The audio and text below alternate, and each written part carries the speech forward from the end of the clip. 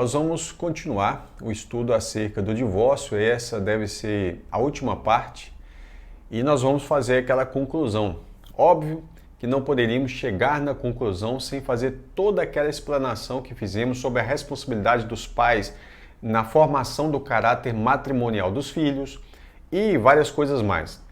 Enfim, vamos falar aqui sobre um assunto importante que é sobre o debate de Jesus. Enfim, chegamos no debate de Jesus com os fariseus, né? Os fariseus, na verdade, eles iniciam esse debate e esse talvez é um dos textos, com certeza é o texto-chave para nós no Novo Testamento, mas ele talvez seja um dos textos mais mal interpretados por muitas questões.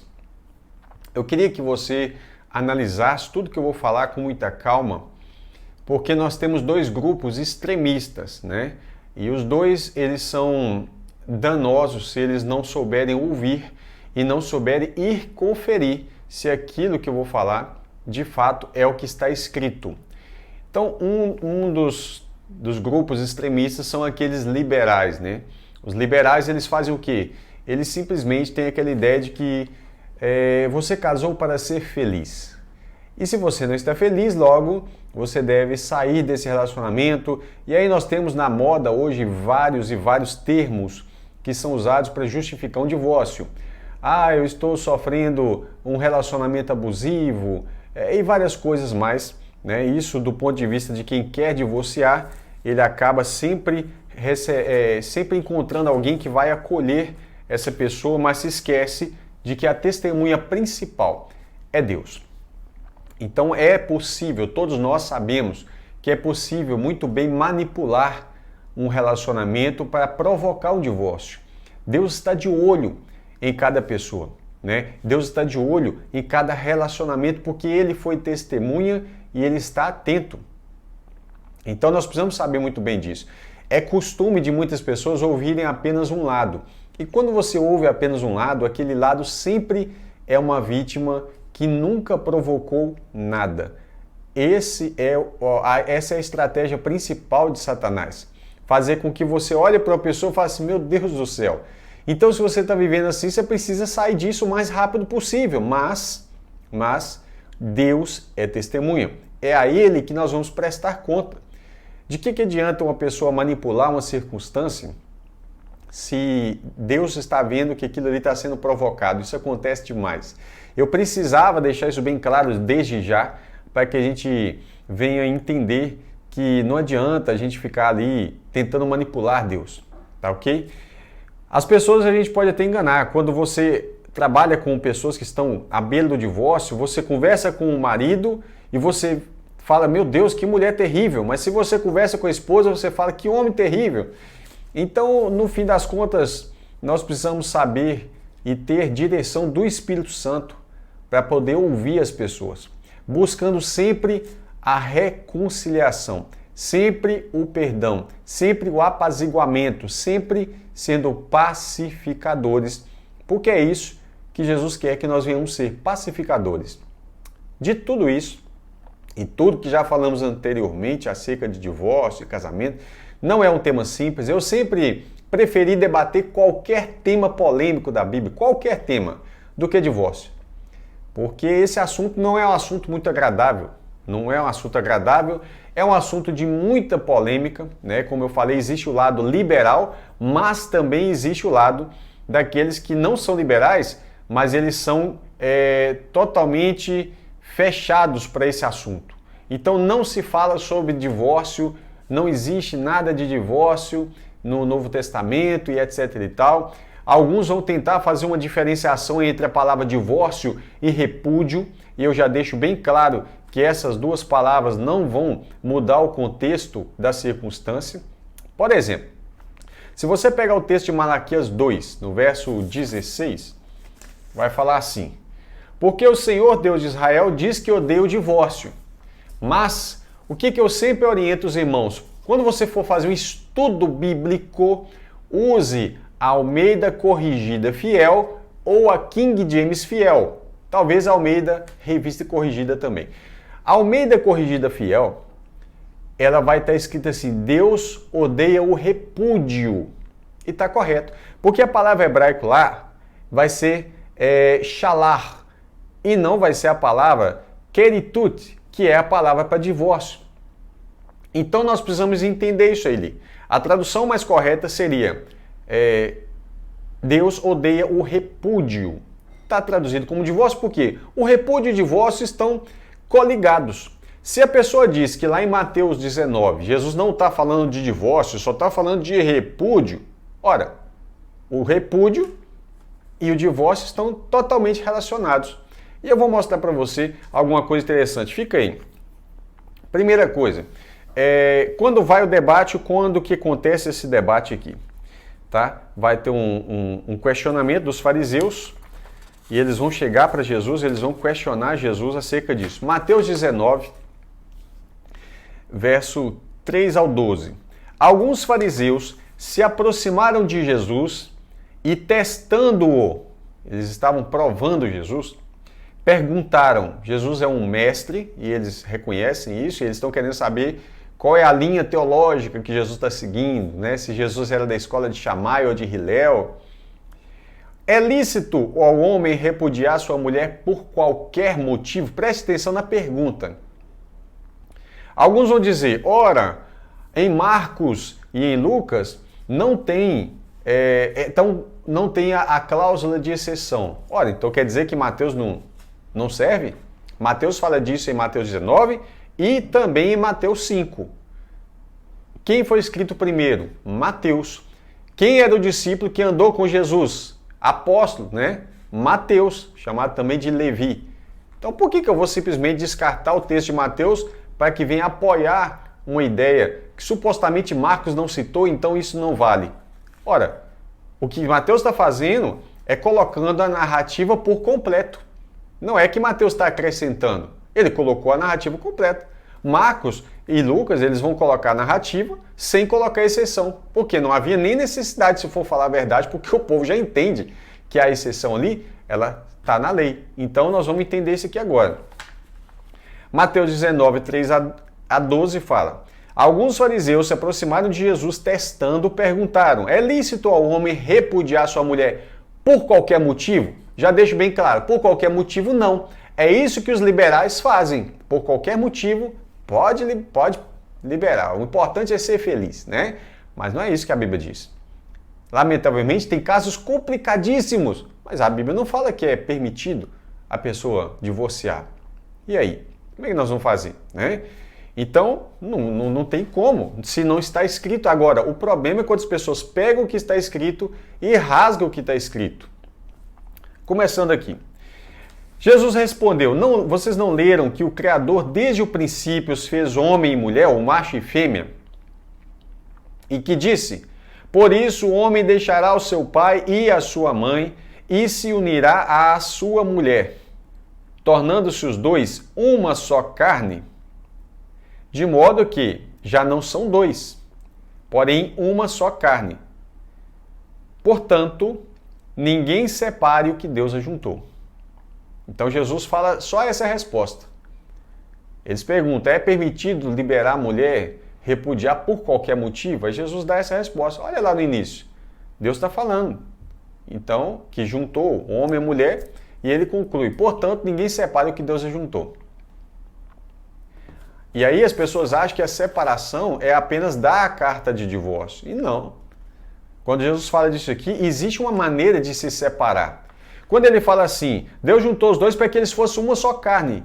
E Paulo vai falar, se você deita com a prostituta, você se tornou uma só carne com ela. E por isso que ele vai tocar na regra de exceção aqui. Ele vai falar, os fariseus perguntaram, por que Moisés ordenou da carta de divórcio e repudiar a mulher? Porque repudiar é mandar embora. Jesus respondeu, foi por causa da dureza do vosso coração que Moisés permitiu que vocês repudiassem a mulher, mas não foi assim desde o princípio. E aí, nós falamos da dureza do coração de quem dá a carta, mas nem sempre é só isso. Há a dureza do coração da outra parte infiel também.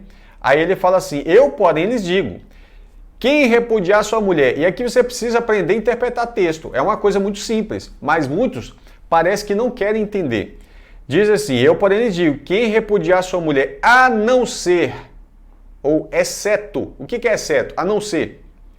Não sendo por causa de relações sexuais ilícitas e casar com outra, comete adultério. Aí, o que muita gente faz?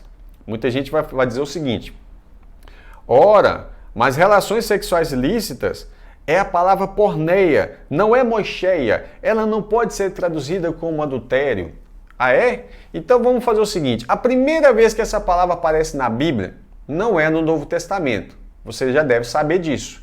Por quê? Na Septuaginta, que é o Antigo Testamento em grego, eu fui pesquisar e achei várias mesmo, né? Achei várias referências dessa palavra porneia e a primeira vez que ela aparece é em Gênesis 38, verso 24, quando fala que Tamar, a nora de Judá, cometeu adultério, porque ela teria tido uma relação ali, né, fora do relacionamento dela, porque ela estava prometida, e aí você entende a lei do levirato. Uma vez que ela já foi casada, ela estava em adultério. Não só aí, você vai ver em Jeremias 13, 27, essa palavra é traduzida por adultério. Você vai ver em Ezequiel 16, 33, e essa palavra é traduzida por adultério. E no contexto não tem como manipular para falar que aquilo ali não é adultério, porque se trata de pessoa casada, ok?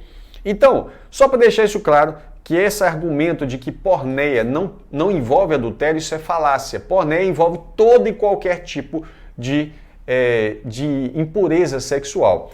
Mas aqui estamos tratando de casamento e divórcio. Óbvio que a gente está falando de pessoas casadas. Então vamos continuar. Jesus fala assim: eu, porém, lhes digo, quem repudiar sua mulher, ou mandar embora, para que haja repúdio, tem que haver o quê? Divórcio. Olha lá, eles perguntaram, por que Moisés ordenou dar uma carta de divórcio e repudiar? Jesus fala, qualquer que repudiar, isso é óbvio, já deu carta de divórcio, qualquer que repudiar sua mulher, não sendo por causa de adultério, relações sexuais ilícitas pós-casamento, é adultério, e casar com outra mulher, né, comete adultério. E aí a gente vai saber que aquele que casa com a repudiada, também Mateus 5 vai falar sobre isso, ele comete adultério também. Algumas pessoas vão dizer, não, mas aí Jesus não está falando do caso da mulher casada, ele está falando de um pré-contrato de casamento, que se a mulher tivesse tido relação com outra pessoa num pré-contrato de casamento, deveria dar uma carta de divórcio. Não é isso, irmão. Uma mulher que estava prometida e tivesse relação com outro homem, a pena era exatamente a mesma pena, pena de morte. Não era carta de divórcio.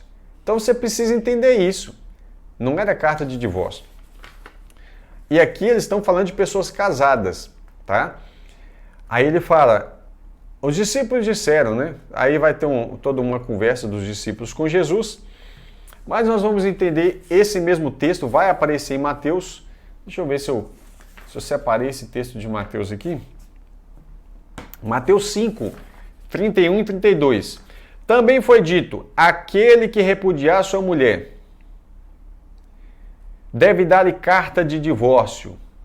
Eu, porém, lhes digo, ou seja, vai mandar embora, dar a carta de divórcio para liberar ela para outro casamento, porque esse o papel da carta de divórcio. Eu, porém, lhes digo, quem repudiar sua mulher, exceto, a não ser, no caso de relações sexuais ilícitas, a expõe a se tornar adúltera, e aquele que casar com a repudiada comete adultério. Entenda bem, a não ser em caso de, ou seja, a exceção ele está significando o seguinte, em qualquer motivo que você repudiar a sua mulher, se não for nesse caso, então é adultério. Mas se for nesse caso, a carta de divórcio é uma dissolução absoluta do casamento.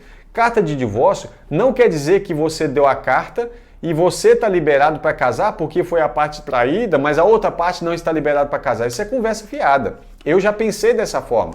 Mas se você parar para pensar, esse é um pensamento até vingativo. Ah, a pessoa traiu, então agora ela não pode casar mais. Se ela não pode casar mais, por quê? Por causa de você, então ela ainda está ligada com você.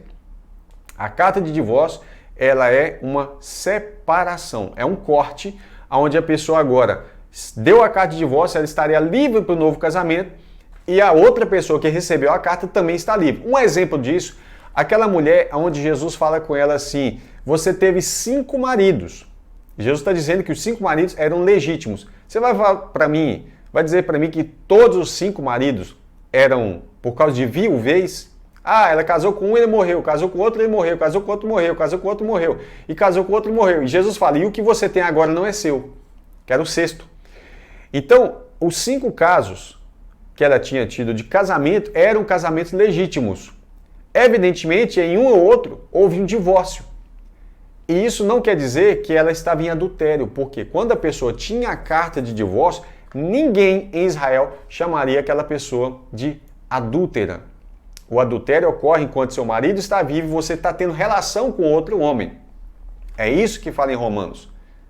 Agora, uma vez que... E aí Paulo deixa bem claro, eu estou falando de quem conhece da lei, ou seja, quem leu Deuteronômio 24, né? Então ele está falando, uma vez que a pessoa recebeu carta de divórcio, ela não está mais debaixo da lei do marido, ela foi divorciada, ela foi desligada da lei do seu marido. É esse o princípio bíblico. Eu sei que muita gente vai questionar, vai falar, mas eu não concordo. Então, vai procurar os textos que eu falei. Eu falei sobre a porneia no Antigo Testamento, né? Estou falando muitas outras coisas, inclusive o repúdio, que aparece em Malaquias 2,16, não é a palavra divórcio especificamente, mas agora você já sabe que para haver repúdio tem que haver o divórcio. O que Deus está condenando ali é o divórcio ilegal, a torta direita de qualquer forma. Existe uma regra para que o divórcio possa ser aplicado de forma legítima, porém, nós entendemos, biblicamente, por todo o contexto do Novo Testamento, que deve ser oferecido perdão. Então aconteceu um adultério, que é a relação sexual ilícita dentro do casamento. Aconteceu um adultério. Ah, vou divorciar. Nada disso. Primeiro que nós precisamos olhar o seguinte, muitas pessoas, elas praticamente, eu vou falar assim entre parênteses, elas provocam o adultério, porque elas não cumprem o seu papel sexualmente dentro do casamento, onde a Bíblia fala que o marido tem que pagar a mulher e a mulher pagar o marido, que o seu corpo é um do outro, e muitos se omitem fazendo greve de sexo, coisas assim que Deus está observando tudo isso, tratando mal, quase que empurrando o marido ou a esposa para outra pessoa para se ver livre. Deus está atento a tudo isso. Primeira coisa, perdão. Agora, tem uma circunstância. Você ofereceu o perdão amplamente e a pessoa simplesmente diz que não quer o perdão. Não, eu quero viver a vida de jovem, de solteiro, mas é um solteiro mundano, porque o solteiro cristão não vive na fornicação. Então a pessoa diz que não quer mais viver contigo porque a pessoa adúltera, que eu estou dizendo, a pessoa que cometeu o adultério, não quer viver contigo porque simplesmente que ela quer viver essa vida larga, né? Essa vida solta aí no pecado. Na verdade é uma vida escravizada pelo pecado. E ela parte, né? E aí ela parte e vai se envolver com outras pessoas. O que a Bíblia diz? Se você tem uma relação com a prostituta, você se tornou uma só carne com ela, é aí que encaixa o que Jesus falou. O que Deus uniu, que o homem não separe. Quando você vai ter uma relação extraconjugal, você está separando. Por quê? O marido e a esposa são um. Só que agora esse marido ou a esposa foi ter relação com um terceiro e se tornou um com ela. Você acha que o cônjuge também se tornou um com aquela pessoa que faz parte do adultério? Com essa terceira pessoa? Não. Então você está separando aquilo que Deus uniu. Deus uniu o marido e a esposa. A partir do momento que há um relacionamento extraconjugal, está havendo que uma separação, que não era para separar, eles são um. Mas ele teve relação com a prostituta, ou ela teve relação ali com outro homem. O que aconteceu? Vocês estão separando. Então Jesus está falando, não separe o que Deus uniu. Não é simplesmente carta de divórcio. Agora, Jesus deixa bem claro, qualquer carta de divórcio dada pelo cristão, que não seja por causa de relação sexual ilícita, que não seja por causa do adultério, essa carta não vale nada. Mas ele está deixando bem claro que no caso de relação sexual ilícita, dentro do casamento, né, essa carta é válida. Se não for nesse caso, quem casar com o divorciado e com a divorciada comete sim adultério. A não ser nesse caso. Quando ocorre esse caso, houve uma ruptura. No caso do adultério, houve uma ruptura dessa unidade que havia no casal. Porque esse marido ou essa esposa era um com o outro, mas agora ele se envolveu com uma terceira pessoa e se tornou um. Observe que para haver uma relação com a prostituta, foi muito bom Paulo usar esse exemplo. Porque quando alguém tem relação com a prostituta, não está havendo ali uma aliança, não está saindo da sua casa para morar junto, ele só teve uma relação sexual. E isso fez com que ele se tornasse uma só carne. Ou vão negar isso? Não tem como negar isso. Então, quando ele se torna um com a prostituta, não teve aliança, não saiu de casa, nada disso. Ele se tornou um com a prostituta, mas a sua esposa não tornou um com a prostituta. Foi ele que se tornou.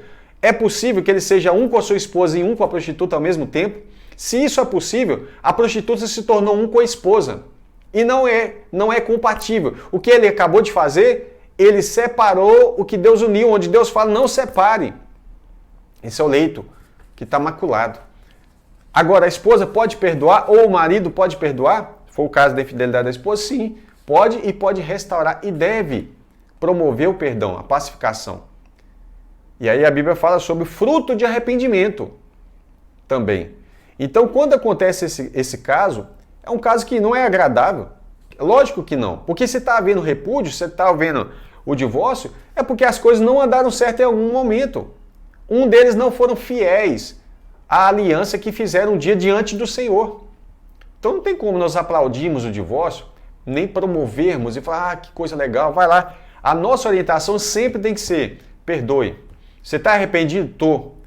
Deus perdoou essa pessoa? Sim. Então por que você também não pode procurar perdoar essa pessoa? Agora o mundo não entende nada disso que nós estamos falando. O mundo jamais pensa no perdão.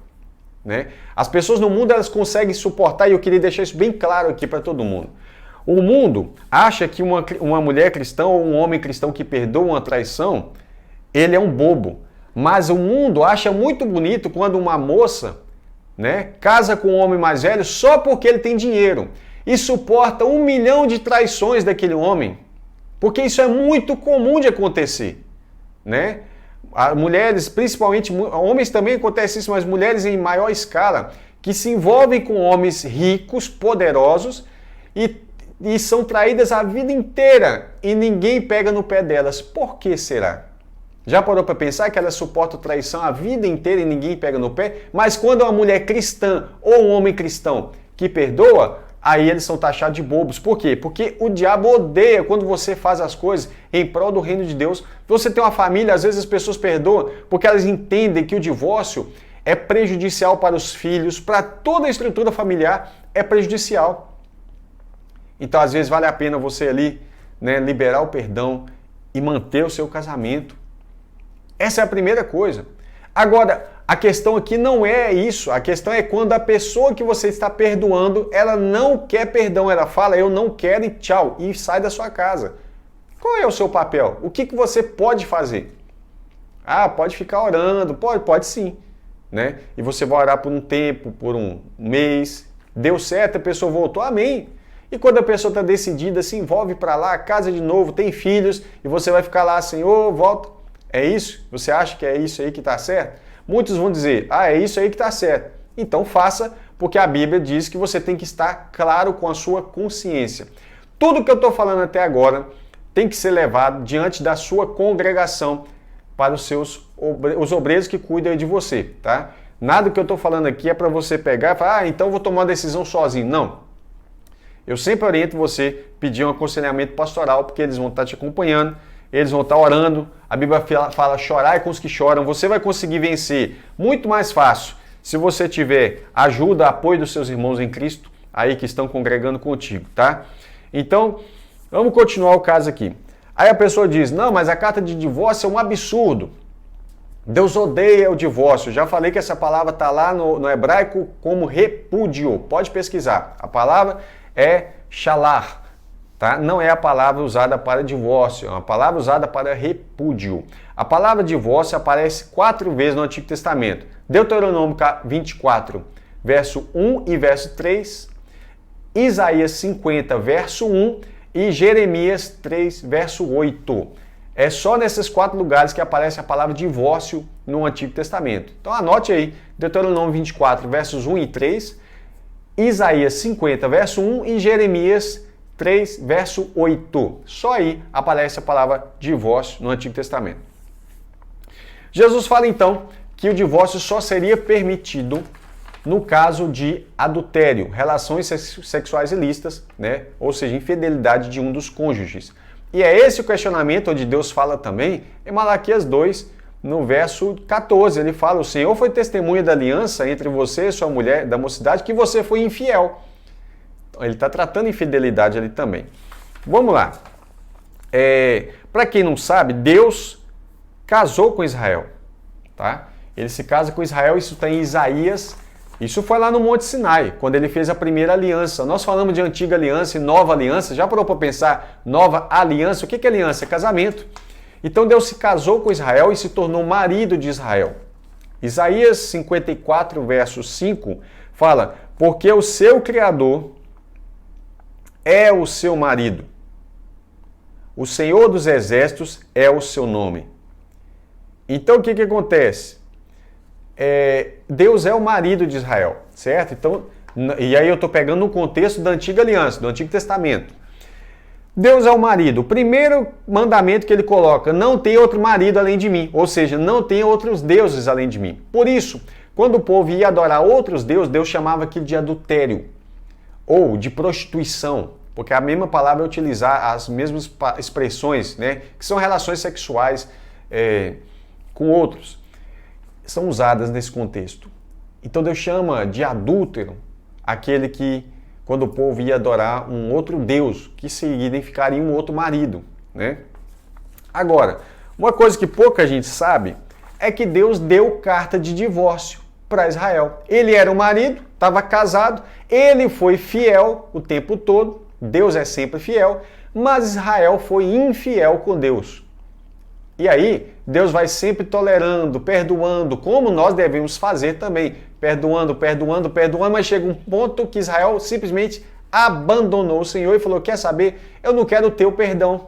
Eu quero viver a vida regalada aqui com outros deuses. Esse foi o contexto. Vamos ver onde é que está escrito que Deus deu carta para Israel? Isaías 50, verso 1. Assim diz o Senhor: onde está a carta de divórcio de vossa mãe pela qual eu repudiei? Ou quem é meu credor para que eu tenha vendido? Eis que por causa das suas iniquidades é que foste vendidos. E por causa das suas transgressões, vossa mãe foi repudiada. Jeremias 3, verso 6. Jeremias 3, verso 6. Vamos lá. Fala assim: nos dias do rei Josias, o Senhor me disse: você viu o que fez a rebelde Israel? Foi a todos os montes altos e ficou debaixo de todas as árvores frondosas, para entregar-se à prostituição. Mas Israel era casada com Deus e se entregou à prostituição. E depois de ela ter feito tudo isso, eu pensei que ela voltaria para mim, mas não voltou. Deus está falando uma linguagem antropomórfica, uma linguagem humana para a gente entender. Mas não voltou, Deus tolerou. Ah, não é porque aconteceu adultério que tem que largar. Não, primeiro, perdoa, espera, ora ao Senhor para restauração. E o Senhor fala aí, você viu o que Israel fez? Entregou-se à prostituição, eu esperava que se voltasse para mim, mas não voltou. E a sua traiçoeira irmã Judá viu isso. Quando por causa de tudo isso, preste atenção, Jeremias 3, 8. Por causa de tudo isso, por ela ter cometido adultério, esse é o único caso, por ela ter cometido adultério, eu despedi, ou eu repudiei, a rebelde Israel e lhe dei carta de divórcio. Prestou atenção? Deus está dizendo: eu despedi a rebelde Israel e dei carta de divórcio. Por quê? Porque ela cometeu adultério e não se voltou para o Senhor, apesar de Deus esperar que ela voltasse, desse tempo para que passasse aquele período, e Deus deu tempo e ela não voltou. E Deus fala assim: então ela insistiu no adultério e permaneceu, não quis saber mais de mim. Então, por causa disso, de tudo isso, por ela ter cometido adultério, eu despedi a rebelde Israel e lhe dei carta de divórcio. Mas Deus não deu carta de divórcio por causa de uma ação. Não foi por causa de um adultério. Foi por causa do adultério continuado. Está entendendo a diferença aí? E aí Deus ofereceu perdão? Sim. Deus propõe a reconciliação? Sim. Olha aí, Jeremias 3, verso 12. Vá, pois, e proclame essas palavras para o lado do norte, dizendo: volte, ó rebelde Israel. Deus ainda está clamando para voltar. E não farei cair sobre a minha ira sobre ti, porque eu sou compassivo, diz o Senhor. E não manterei para sempre a minha ira. Tão somente reconheça a sua iniquidade. Reconheça que você transgrediu contra o Senhor seu Deus ou o seu marido. Porque o Senhor é o seu marido. É isso que está escrito em Isaías 54, 5. E que você se prostituiu com os estranhos. Debaixo de todas as árvores frondosas, era um tipo de culto feito abaixo das árvores. E não deu ouvido à minha voz, diz o Senhor. Volte para mim, filhos rebeldes, diz o Senhor, porque eu é que sou esposo de vocês. Aí, o povo vai questionar o Senhor, falar, peraí, como é que pode? Porque a repudiada, depois de ter recebido a carta de divórcio, não podia voltar. Se você leu e viu o nosso estudo sobre Deuteronômio 24, aquela mulher repudiada não podia voltar para o seu primeiro marido, e o povo taca isso na cara do Senhor. O povo fala assim, Jeremias 3, verso 1 ao 5, se um homem repudiar sua mulher e ela deixar e se tornar esposa de outro homem, será que o primeiro marido poderá voltar para ela? Não seria aquela terra totalmente contaminada por causa disso? Ora, você se prostituiu com muitos amantes e ainda assim quer voltar para mim, diz o Senhor.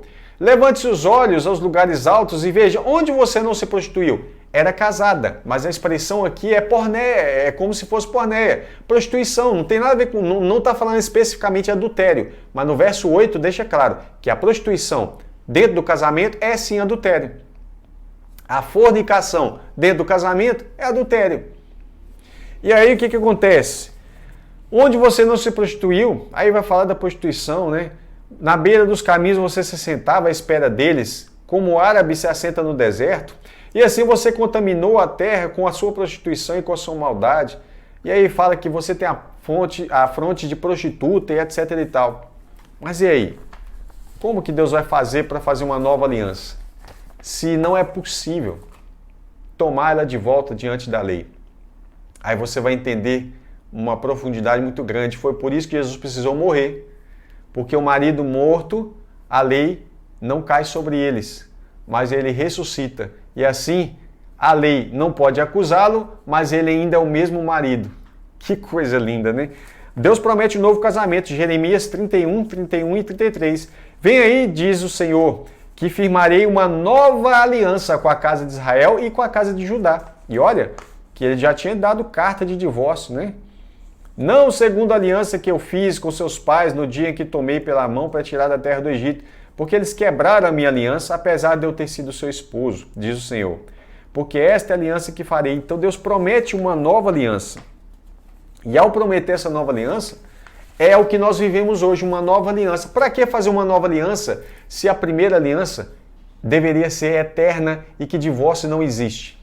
Se não existisse divórcio, então não deveria existir uma nova aliança. Mas houve uma nova aliança. E houve também uma carta de divórcio. E qual é o motivo dessa carta de divórcio? Quando Deus fala aqui em Jeremias, no capítulo 3, verso 8. Por causa disso, por ela ter cometido adultério, eu despedi a rebelde Israel e lhe dei carta de divórcio. É justamente por isso que quando Jesus vai falar sobre a exceção, ele está falando do adultério, ele fala assim, aquele que der carta de divórcio para sua mulher, a não ser no caso de adultério ou relação sexualista, no casamento é o adultério, comete adultério.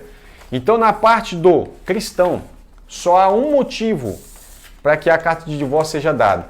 Quando há um adultério e a pessoa não quer o perdão.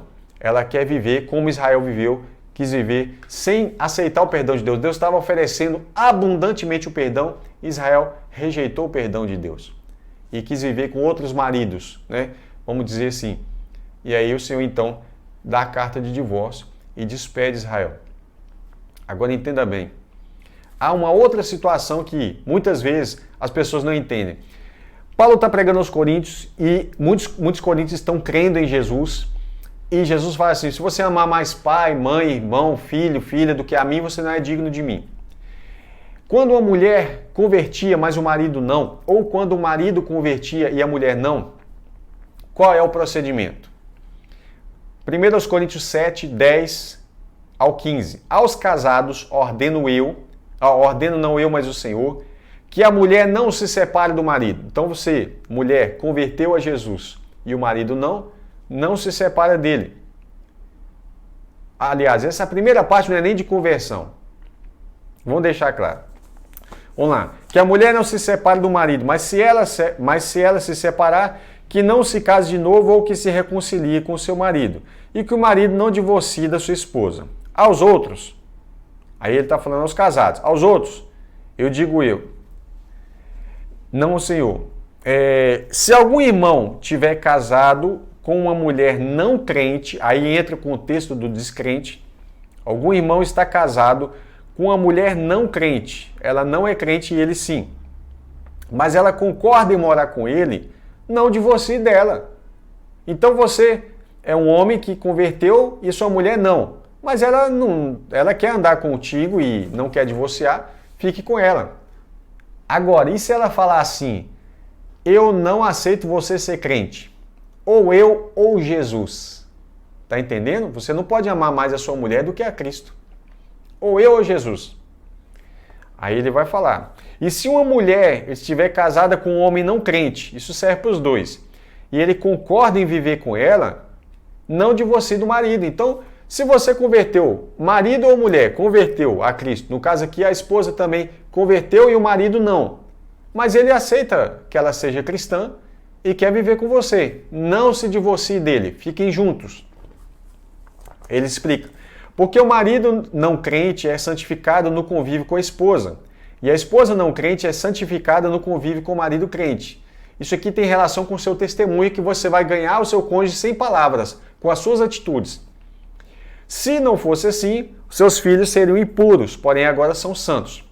Mas se o não crente quiser separar-se, isso não é uma iniciativa do cristão, é a iniciativa do descrente que não está submisso à lei de Deus.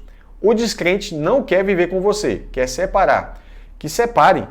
Em tais casos, não fica sujeito à servidão, nem o irmão, nem a irmã. Deus chamou para viver em paz. Aí a pessoa diz assim, Deus chamou a viver em paz, mas isso não quer dizer que ele pode casar. Ora, pare e pense no que você está dizendo. O descrente fala assim, eu não quero viver com você, porque você é crente agora, né? Não quer sair para balada, não quer beber, não quer fazer os malabarismos sexuais que o mundo acha legal. Eu não quero viver com você, eu vou embora. Não é você que vai falar para ele ir embora, você não pode fazer isso. Se você é o cristão, o não crente quer viver com você, não se separe. Mas o não crente teve a iniciativa e o não crente falou, eu não quero mais você, porque você ficou crente, ficou chato, e eu não quero viver com crente, com cristão. Eu vou embora. Que ele vá. Aí o que acontece? Não foi você. A única iniciativa que o cristão toma é no caso do adultério, lembrando da oferta do perdão. A pessoa não quer perdão, foi embora assim mesmo, então libera essa pessoa, dá a carta de divórcio. Lembrando que a nossa consciência tem que estar limpa diante de Deus. Deus sabe se você está provocando o divórcio ou não. Agora, o descrente virou e falou, vou embora. O crente só tem um caso de adultério, um caso de divórcio, que é esse caso. Aí os outros casos. A Bíblia não fala de divórcio por outros casos. Então cuide muito bem do seu casamento. Agora, o descrente tomou iniciativa e divorciou de você. Aí a Bíblia fala, você não está sujeito à servidão. Que servidão? Você não está debaixo da lei do ex-marido e nem da ex-esposa. Você não está ligado mais, foi ele que desligou. E o descrente vai fazer o quê? Ele vai separar e vai ficar sozinho? Não. Claro que não. Né? Então esse é o caso do descrente tomar iniciativa. É ele que pode tomar, você não pode tomar iniciativa, porque você ficou cristão e o outro não. Essa iniciativa nunca pode ser tomada pelo cristão, tá bom? Então espero que tenha ficado bem claro aqui, né? Porque você vai ver em Marcos 10 e Lucas 16, lá não fala da exceção, mas eu deixei bem claro que Marcos e Lucas vêm depois de Mateus. Mateus era apóstolo, e se você segue a doutrina dos apóstolos, tem que estar atento que Marcos e Lucas eles estão falando de um modo geral, mas eles não tocam nos detalhes. Mateus já vai além, fala tanto em Mateus 5 como Mateus 19, né? Mateus 5, 31 a 32, né? Ele vai tocar além do plano geral, ele toca na exceção. Então, conclusão, o cristão não deve promover divórcio em hipótese alguma. Promover, não. Ele tem que buscar reconciliação, etc. e tal. No caso do adultério, por que Jesus toca nesse assunto? Porque Deus tinha falado sobre o adultério de Israel lá no Antigo Testamento. E no caso do adultério, a pessoa se torna uma só carne com o outro. No caso da prostituição, lembra da prostituta lá? Então, nesse caso, você oferece o perdão, a pessoa não quer o perdão, o divórcio vai ter que ser dado mais cedo ou mais tarde. E no caso também do descrente divorciar de você. Ele que te abandonou, não foi você. Você nunca pode tomar essa iniciativa. Ele te abandonou. E aí, o que você pode fazer? Tá certo? Então, espero que tenha deixado bem claro esse assunto. Que Deus abençoe e te dê sabedoria. Que você seja guiado pelo Espírito Santo, não pelas más intenções do coração, não por uma suposta razão que você acha que tem. Se não se encaixa em nenhum desses dois princípios, pode ter certeza que você não está andando correto diante de Deus. E aqueles que são dos excessos, né, que possam pensar um pouco no que eu falei. Em hipótese alguma, não é isso que a Bíblia diz. Em qualquer situação, se você não está feliz, não é isso que a Bíblia diz também não. Casamento é coisa seríssima e tem que ser levado em conta, porque a Bíblia diz que o lugar dos adúlteros é no lago de fogo. Tá? Pense bem nisso, porque o Senhor não quer que você viva a vida feliz aqui e uma eternidade no lago de fogo. Tá bom? Deus te abençoe. Até uma próxima oportunidade, se Deus nos permitir.